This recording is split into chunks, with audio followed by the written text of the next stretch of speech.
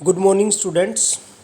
हम पढ़ रहे हैं फॉर्म्स ऑफ बिजनेस ऑर्गेनाइजेशन, जिसमें हमने सोल प्रोप्राइटरशिप पढ़ा कि एक व्यक्ति ही पूंजी लगाता है, बिजनेस को संभालता है, सारा रिस्क उठाता है।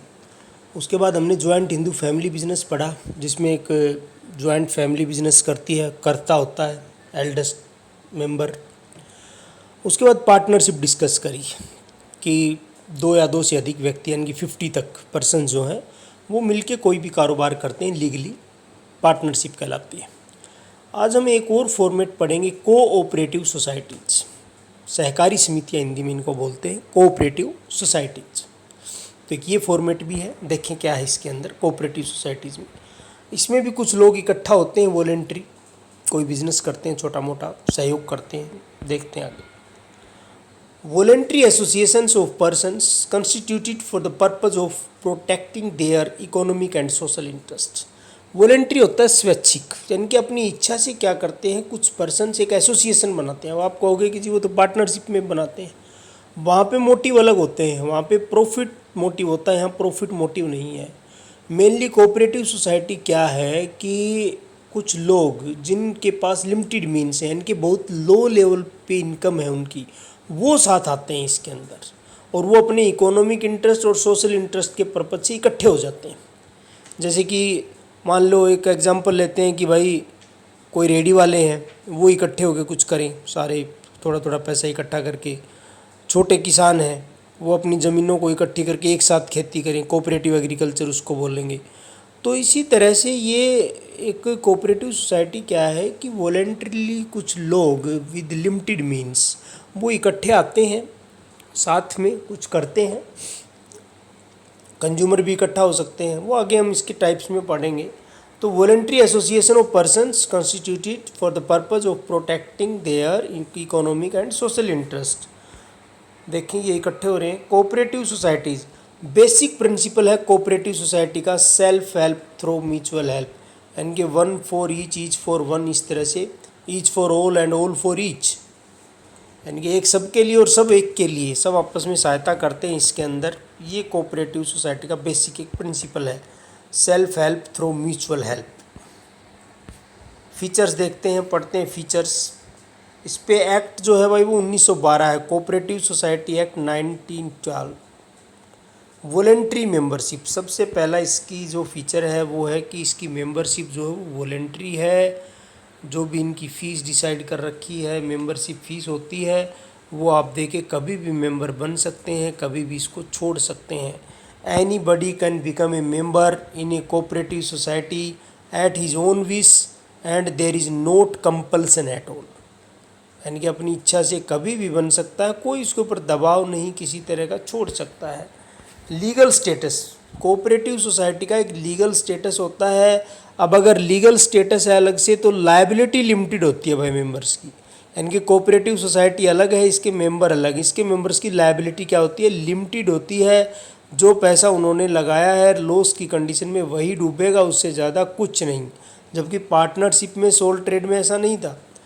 As the registration of cooperative society is compulsory, देखो जहाँ पर भी रजिस्ट्रेशन कंपलसरी होगा ना, वहीं पर लीगल स्टेटस बन जाएगा और लायबिलिटी लिमिटेड हो जाएगी मेंबर्स की बस।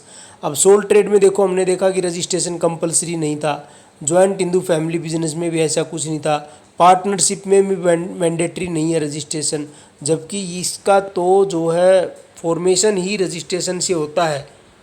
तो it gets separate legal entity and continue existence है। मेंबर्स आते रहते हैं, जाते रहते हैं, कोऑपरेटिव सोसाइटी चलती रहेगी, सोसाइटी यानी कि चलती रहेगी। जबकि पार्टनरशिप में ऐसा नहीं है, सोल ट्रेड में ऐसा नहीं है। उसके बाद अगली है लिमिटेड लायबिलिटी। जैसे कि बताया कि अगर अलग से लीगल एग्जिस्टेंस रखती है सोसाइटी, तो लायबिलिटी क्या होगी मेंबर्स की, लिमिटेड रहेगी। यानी कि अगर लॉस ज़्यादा हो जाता है किसी कारण से भी, तो उनकी लायबिलिटी क्या है, लिमिटेड है, जो पैसा लगा है वहीं तक है। कंट्रोल किसका रहेगा, इसमें बोर्ड ऑफ मेंबर्स होते हैं कंपनीज की तरह ही। Control is vested in the hands of board of director who are elected by the member under the principle of one man one vote. ये थोड़ा ध्यान रखिए, one man one vote. Cooperative society में एक member है, मान लो 100 member हैं society के अंदर, तो एक आदमी एक वोट डालेगा। ये अपने इलेक्टेड किए हुए अपने ही सदस्यों, जो मेंबर होते हैं उनमें से कुछ इलेक्शंस होते हैं इनके, प्रेसिडेंट वगैरह बनाए जाते हैं, वही सारे कंट्रोल करते हैं सारी एक्टिविटी। सर्विस मोटिव है भाई इसका, ये कोई बिजनेस पर्पज से नहीं है, बेसिकली इसका पर्पज ही सर्विस पर्पज है, क्योंकि लिमिटेड मीन्स वाले पीपल इसमें टुगेदर इकट्ठा होते हैं। The main objective is to render services to its members rather than profit. तो कह रहा है मेन ऑब्जेक्टिव क्या है कि सर्विस प्रोवाइड करना है, ना कि प्रॉफिट कमाना। उसके बाद है formation of A cooperative society. भाई फॉर्मेशन कैसे होती है, ये भी तो क्वेश्चन आता है ना।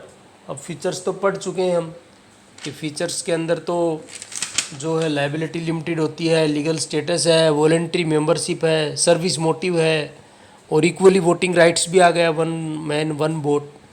और एक ये और एक दो बताता हूँ कि कैश में ट्रेडिंग होती है। कोऑपरेटिव सोसाइटी में क्या होता है, जो ट्रेडिंग है वो सारी किस में रहेगी, वो कैश के अंदर होएगी, इसमें उधार में नहीं होती है। और फाइनेंस वगैरह कहाँ से आता है, वो कहोगे पैसा कहाँ से आता है, तो कुछ मेंबर्स से आता है, कुछ ये सेल वगैरह करते हैं, अपने शेयर्स बेचते हैं मेंबर्स को, उससे पैसा आता है। गवर्नमेंट से ग्रांट भी मिलती है इनको, तो जब गवर्नमेंट से ग्रांट मिलेगी तो गवर्नमेंट का कंट्रोल भी इन पर रहता है। अब आता है formation of A cooperative society, कि कोऑपरेटिव सोसाइटी की स्थापना कैसे हो। तो as per Kerala cooperative society act है, तो इसमें दे रखा है there should be at least 10 members who are bound together by common bond belonging to the same locality class occupation having a common economic need. यानी कि एक जैसी आर्थिक आवश्यकताओं के लिए किसी एक क्लास के लोग इकट्ठा हो सकते हैं। वॉलेंट्री एसोसिएशन से पहले भी बता चुके हैं, एक्ट 1912 रहेगा, 1912 रहेगा इसके अंदर। आगे है फॉर्मेशन में, these members are called promoters. जो भी स्थापना करेंगे, चाहे कंपनी हो, वो भी प्रमोटर कहलाते हैं, प्रमोटर्स हिंदी में प्रवर्तक बोलते हैं। They should present a joint application to the registrar of cooperative society. Registrar के पास जाएंगे, एक एप्लीकेशन लगाएंगे। अब एप्लीकेशन में नाम होगा सोसाइटी का कि हम प्रपोज्ड नाम ये रखना चाहते हैं, ऑब्जेक्टिव ये है, और डिटेल्स रहेंगी, सभी आगे पढ़ेंगे। Formation of cooperative society, the application should contain the following information. Propose name of the society, के भाई प्रस्तावित नाम सोसाइटी का क्या है वो। एम ऑफ एंड ऑब्जेक्टिव, उद्देश्य क्या है, किस उद्देश्य से स्थापना कर रहे हो सोसाइटी की। एरिया ऑफ ऑपरेशन, किस फील्ड में काम करोगे। Nature of member liability, members की लायबिलिटी कैसी है, limited unlimited. Particular of capital shares to be raised, यानी कि शेयर कैपिटल के बारे में होता है, कितना कितना पैसा लगा के आप मेंबर बन सकते हैं, वो सारी चीज़ें, कितना कितना पैसा इन मेंबर्स ने फ़िलहाल लगाया है, जो प्रमोटर्स हैं, स्टार्ट जो कर रहे हैं। मेथड्स क्या रहेंगे मेंबर बनने के। Copy of bylaws of the society, society की बाय लॉज हैं जो कानूनन डिसाइडेड हैं, उसकी कॉपी। मेथड पार्टनर बनने के, नेम एट द एड्रेस, वही पार्टनरशिप वाले ही तरह कि भाई कहाँ कहाँ पे रहते हैं आपके जो मेंबर हैं वो, और कोई रूल वगैरह स्पेसिफिक कोई रूल हो तो वो सारी चीज़ें जब रजिस्ट्रार सेटिस्फाई हो जाता है तो। आफ्टर सिक्योरिटी यानी कि जांच पड़ताल के बाद the registrar issue a certificate of registration and thereafter the society can admit new member. Certificate of registration, तो ये इसका था बिल्कुल ही आसान सा सिस्टम। तो आप इसको कर लें, इसको कोऑपरेटिव सोसाइटी को, इसकी डेफिनेशंस, इसका मीनिंग्स, क्या क्या इसकी फीचर्स हैं, और registration process. Thank you, have a nice day.